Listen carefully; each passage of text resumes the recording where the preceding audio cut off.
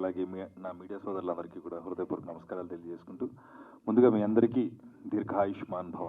ఎవరైనా అనొచ్చు, అందుకనే మీ అందరి ఆయుష్ నిండు నూరేళ్ళు, అందరూ ఆరోగ్యంగా ఉండాలి, సంతోషంగా ఉండాలని ఈ సినిమా టైటిల్ లాగే నేను కూడా మనస్ఫూర్తిగా కోరుకుంటూ, దీర్ఘాయుష్మాన్ భవ సినిమాలో నేను హీరోకి బాగా నటించానండి. సినిమా చాలా సందడిగా జరిగింది షూటింగ్ అంతా, బికాజ్ ఆఫ్ పూర్ణానంద్ గారు నాకు చాలా మంచి వేషం ఇచ్చారు సినిమాలో. అంటే రెగ్యులర్గా అందరం సినిమాకి వెళ్తాం, ఎంటర్టైన్ అవుతూ ఉంటాం, మళ్ళీ సినిమాని మళ్ళీ ఇంకొకసారి ఎప్పుడు మనం టీవీలో చూసినప్పుడు ఇంకొకసారి నవ్వుకుంటాం, కానీ సినిమా మాత్రం గుర్తుపెట్టుకునే సినిమా అవుతుంది డెఫినెట్గా.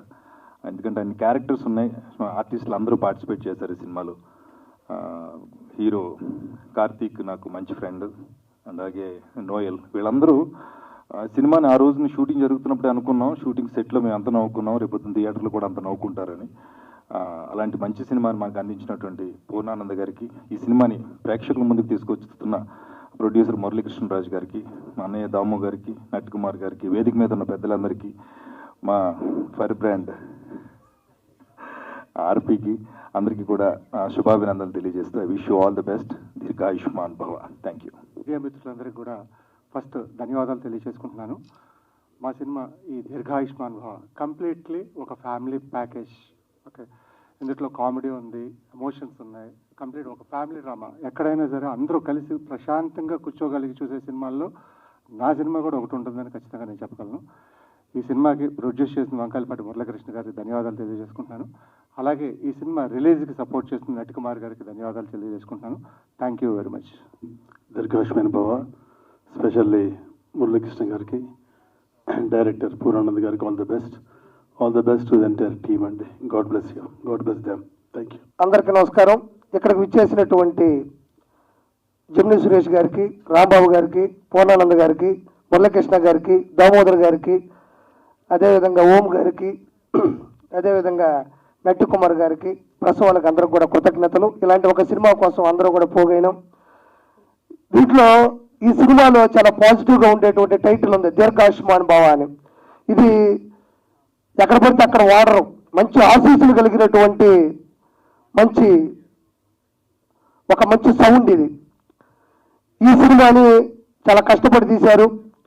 అదేవిధంగా ఈ సినిమా సంబంధించినటువంటి పూర్ణానంద గారు కూడా మంచి దర్శకత్వం వహించారు. అదేవిధంగా మురళీకృష్ణ గారు కూడా ఏమాత్రం వెనకడుగు వేయకుండా కూడా ప్రతి రూపాయిని ఖర్చు పెట్టడం జరిగింది. ముఖ్యంగా ఈ సినిమా గురించి చెప్పాలంటే నాకు చాలా సంతోషంగా అనిపించింది. నట్టి కుమార్ గారు ఈ సినిమాని చేతిలోకి తీసుకుని రిలీజ్ చేయాలనుకుంటున్నారు.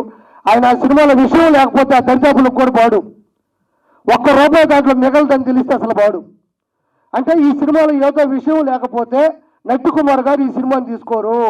ఈ లాజిక్ మనం పట్టుకోవాలా.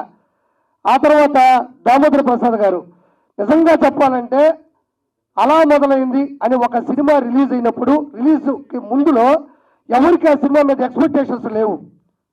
ఆ రోజుల్లో ఆ సినిమా చేసిన బీభత్సం కానీ, దాని ద్వారా కొత్తగా వచ్చిన దర్శకులు కానీ, దాని ద్వారా వచ్చిన ప్రొడ్యూసర్లు కానీ, దాని ద్వారా వచ్చినటువంటి ఆర్టిస్టులు కానీ చాలామంది వచ్చారు ఆ సినిమాని ఇన్స్పిరేషన్గా తీసుకొని. అలాంటి అంటే ఏ సినిమాని మనం జడ్జి చేయలేం, ఏ సినిమాని మనం గెస్ చేయలేం. ఈ సినిమా హిట్టా పట్టా అని మనం ఎప్పటికీ చెప్పలేము అని క్రియేట్ చేసింది ఎవరైనా ఉన్నారంటే ఒక టాప్ 10లో దాంట్లో దామోదర ప్రసాద్ గారు ఉంటారు. అలాంటి వ్యక్తి ఇక్కడికి వచ్చి ఈ సినిమాని ఆశీర్వదించడానికి వచ్చినందుకు చాలా సంతోషంగా ఉంది. ఇది జూలై 11వ తారీఖు రిలీజ్ అవుతుంది. జూలై 11వ తారీఖు రిలీజ్ అవుతుంది. ఈ సినిమాకి అందరూ రావాలి. రెండు ప్రభుత్వాలు కూడా ఖచ్చితంగా చిన్న సినిమాకి కానీ పెద్ద సినిమాకి కూడా వాళ్ళ యొక్క సహాయ సహకారాలు అందిస్తున్నారు. దీంట్లో మంచి మంచి ఆర్టిస్టులు కూడా ఉన్నారు. గెటప్ శ్రీ గారు, రాంప్రసాద్ గారు, జమిని సురేష్ గారు, 30 Years ఇండస్ట్రీ పృథ్వీ గారు. అదేవిధంగా చూసాం మనం ప్రోమో చాలా మంచిగా ఉంది, ప్రోమో కూడా. అదేవిధంగా బిట్ షార్ట్స్ కానీ సీన్స్ కూడా ప్లే అయినాయి. కాబట్టి ఈ సినిమాని ఖచ్చితంగా మీ ప్రెస్ ద్వారా కానీ, అది సోషల్ మీడియా, డిజిటల్ మీడియా, లేకపోతే ఏదైనా పేపర్ కానీ ఏదైనా కూడా మీ ద్వారా ఈ సినిమా జనాల్లోకి వెళ్ళాలని మనస్ఫూర్తిగా కోరుకుంటున్నాను. ఈ సినిమా జూలై 11వ తారీఖు వస్తుంది. కాబట్టి మీరందరూ కూడా ఆశీర్వదించాలి. ఖచ్చితంగా ఈ సినిమా సూపర్ డూపర్ హిట్ అయ్యి మురళీకృష్ణ గారికి పెట్టిన డబ్బులు ఏం ఆదాయం రావాలని నేను కోరుకోవట్లే, ముందు పెట్టిన డబ్బులు వచ్చేసాను మనస్ఫూర్తిగా కోరుకుంటూ నేను మీ కిరా కార్పిని. Thank you so much. ప్రొడ్యూసర్గా ఇది నాకు ఇది ఫస్ట్ ఫిల్మ్. ఈ సినిమా ప్రొడక్షన్లో నాకంటే ఎక్కువ పాపం పూర్ణచంద్ర గారు ఎక్కువ కష్టపడ్డారు. నటి కుమార్ గారి సహాయ సహకారాలతో ఇది రిలీజ్ చేయగలుగుతున్నాము. ఇది కంప్లీట్ ఫ్యామిలీ ఎంటర్టైన్మెంట్ సినిమా. ఇది అందరూ చూసి సినిమా థియేటర్స్కి వచ్చి చూసి అందరూ దీవించగలరని ఆశిస్తున్నాను. ఈ మూవీలో 4 పాటలు రాశానండి. 4 వివిధ సందర్భాల్లో వచ్చే సాంగ్సే.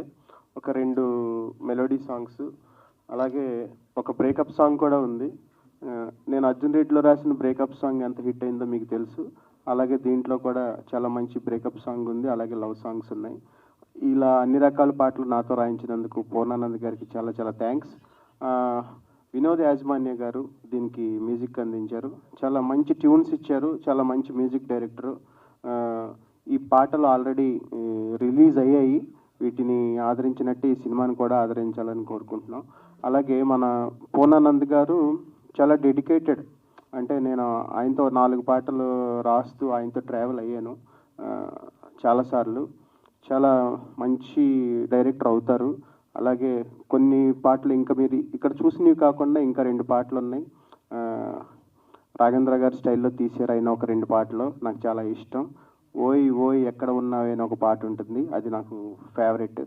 అలాగే వంకాయలపాటి మురళీకృష్ణ గారు ఈ సినిమాని చాలా బాగా మంచి ప్రొడక్షన్ వాల్యూస్తో ఇప్పుడున్న పరిస్థితుల్లో ఒక ఇంతమంది ఆర్టిస్టులతో సినిమా తీసి దాన్ని రిలీజ్కి తీసుకురావటం చాలా గ్రేట్.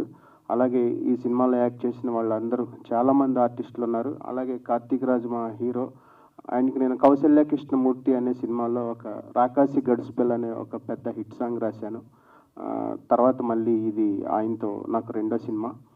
అలాగే ఈ సినిమా రిలీజ్కి దీనికి సపోర్ట్ చేస్తున్న మా నటి Kumar sir thank you very much sir. ఈ సినిమాని మీరు తీసుకొస్తున్నందుకు. వాళ్ళ బ్యానర్లో కూడా నేను ఇదివరకు ఒక 2 సినిమాలు రాసి ఉన్నాను. అలాగే మా సినిమాలో యాక్ట్ చేసిన జెమినీ సురేష్ గారికి, ఆర్పి గారికి, ఇంకా మిగతా ఆర్టిస్టులందరికీ చాలా చాలా థ్యాంక్స్ చెప్తున్నాను. ఈ సినిమాని థియేటర్కి వచ్చి చూసి ఒక అంటే హోల్సమ్ ఫ్యామిలీ ఎంటర్టైన్మెంట్లా ఉంటుంది. ఇంటిల్లపాది కలిసి కూర్చుని చక్కగా నవ్వుతూ మంచి పాటలు ఎంజాయ్ చేస్తూ ఎమోషన్స్ని ఫీల్ అవుతూ మంచిగా ఈ సినిమాని ఎంజాయ్ చేయొచ్చు. అందరూ థియేటర్కి వచ్చి చూసి ఈ సినిమాని హిట్ చేస్తారని మనస్ఫూర్తిగా కోరుకుంటూ, ఈ సినిమాని మనం అందరం ట్రైలర్ చూసాం, సాంగ్స్ చూసాం, మొత్తం టోటల్ ప్రమోస్ చూసాం.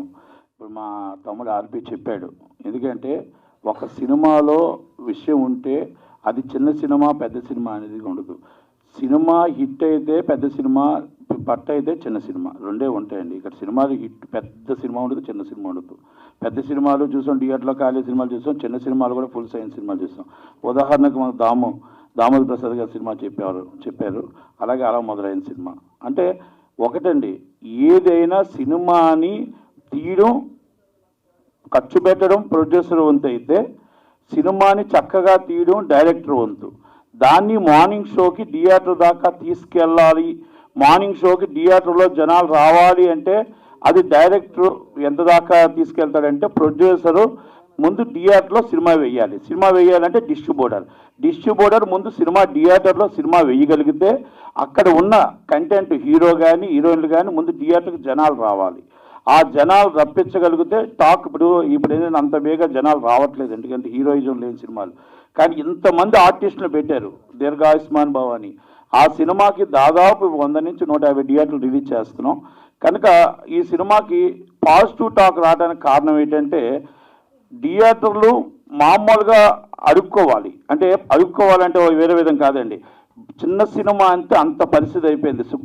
శుక్రవారం రిలీజ్ అంటే గురువారం ఆదివారం నుంచి అడుగుతుంటే ఎవరు థియేటర్లు ఇవ్వట్లేదంటే ఎవరు ఎగ్జిబిటర్ తప్పు కాదు అది, ఎందుకంటే థియేటర్ జనాలు రావట్లేదు అనేది.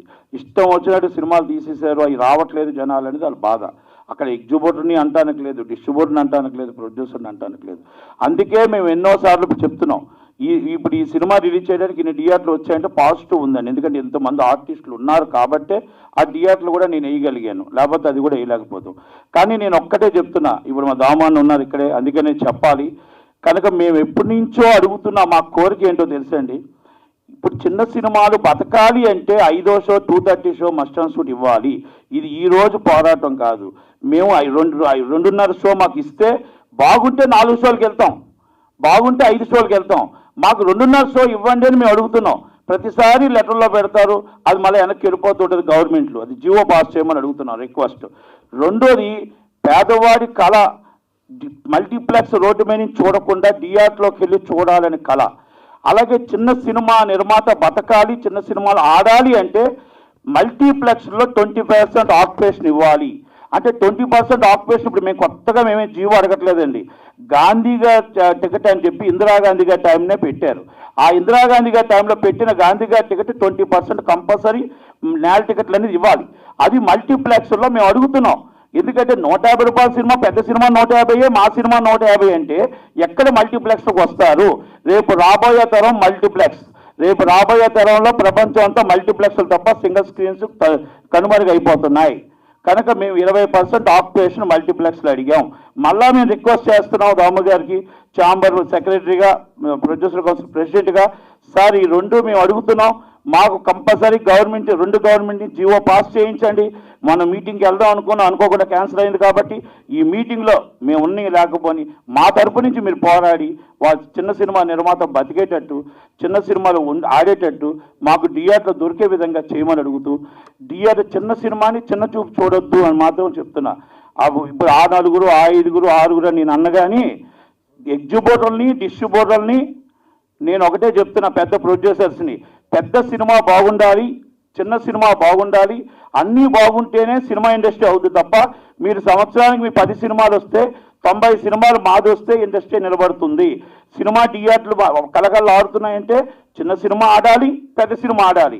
మీరు రేట్లు పెంచుకోవడానికి మేము వ్యతిరేకం కాదు, మేము రేట్లు తగ్గించు కాదు. మాకున్న రేట్లలో థియేటర్కి జనాలు రప్పించుకునే పరిస్థితిని మా చిన్న సినిమాలు తెప్పించమని రిక్వెస్ట్ చేస్తూ, ఈ సినిమాలో నాకు ఈ అవకాశం ఇచ్చిన మురళీకృష్ణ గారికి, పూర్ణానంద్ గారికి, అలాగే మా అందరికీ వచ్చిన పెద్దలందరికీ కూడా నమస్కారం తెలియజేస్తూ, ఈ సినిమా ఆడాలి, హిట్ అవ్వాలి.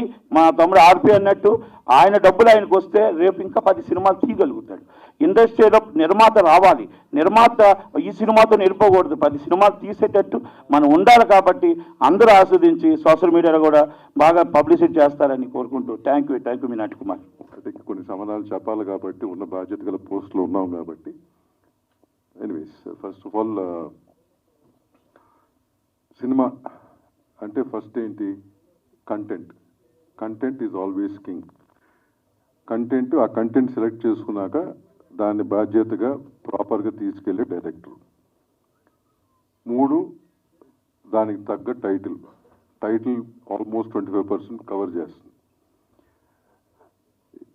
ఆ టైటిల్ ప్రస్తుతం ఈ దీర్ఘాయుష్మాన్ అనే టైటిల్ ఏదైతే ఉందో, ద మోస్ట్ పాజిటివ్ టైటిల్ ఇందాక ఎవరు చెప్పినట్టు, అట్ ద సేమ్ టైం ఈజీగా పలకబడే టైటిల్, మన ఇళ్లలో రెగ్యులర్గా వినే పదం అది.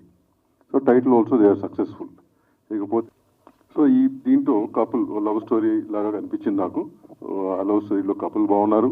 At the same time all character artist అందరూ కూడా, ఎవరెవరు చేశారు, సురేష్ అవ్వచ్చు, ఇక్కడ ఆర్పి ఇద్దరే వచ్చారు, బట్ మిగతా అందరూ కూడా ఆల్ నోన్ ఆర్టిస్ట్.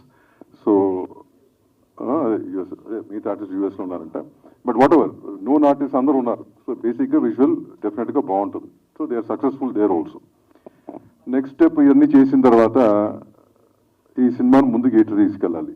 మురళీకృష్ణ గారు కూడా is very good friend, and ఆయన ఫస్ట్ సినిమా, ఆయన వేరే వ్యాపారాలు చాలా ఉన్నాయి. సినిమా ఇండస్ట్రీలో కూడా చాలా మందికి చేయూతగా ఉంటూ ఫైనాన్స్ కూడా చేసేవారు ఆయన, బట్ ఆయన ప్రొడ్యూసర్గా ఫస్ట్ సినిమా కాబట్టి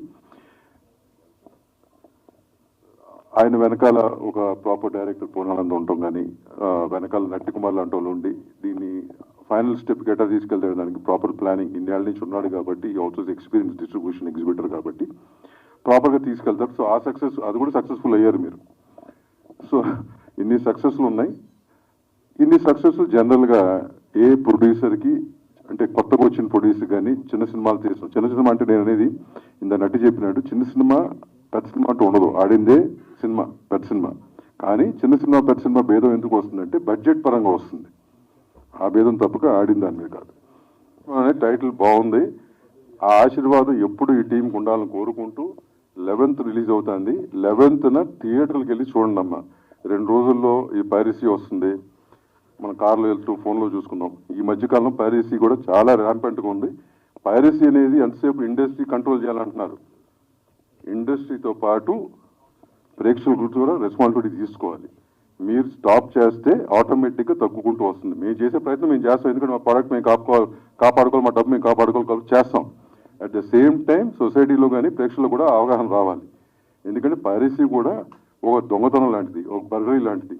మన పిల్లలకి అది తప్పు అని చెప్పడం జరగాలి. ఇప్పుడు చెప్తూ మొదలు పెడితే నెక్స్ట్ జనరేషన్ మారుతుందని చూడాలి. Thank you very much. Wish all the best things.